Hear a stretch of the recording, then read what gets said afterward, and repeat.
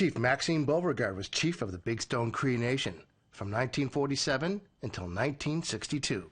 He was sick and sent to the Charles Camsell Hospital in Edmonton.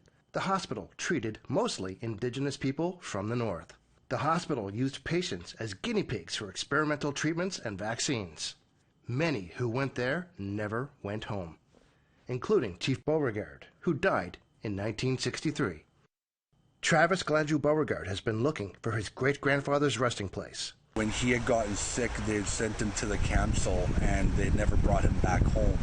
A lot of it was due to the fact that lack of infrastructure, roads, they couldn't haul the remains back home.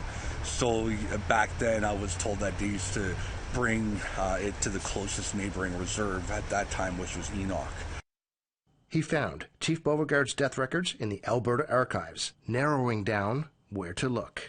Where I found his death records, it said the old Winterburn Cemetery. And so I started looking into the research, and there was two possible locations. And one was here in Enoch, and the other one is in St. Albert. And so at this point in time, I've been doing my research. I have, strong evidence and, strong doubt to believe that he could possibly be here. This day, he is walking around a large patch of land, which appear to be on the Enoch Cree Nation Reserve, close to the border of Edmonton, and by the River Cree Resort and Casino, owned by Enoch. The field looks mostly empty. A few markers are here. Not many.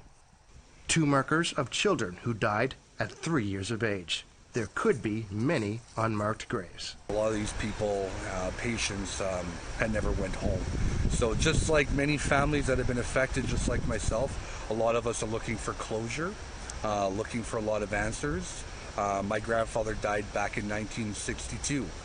We are now in 2021.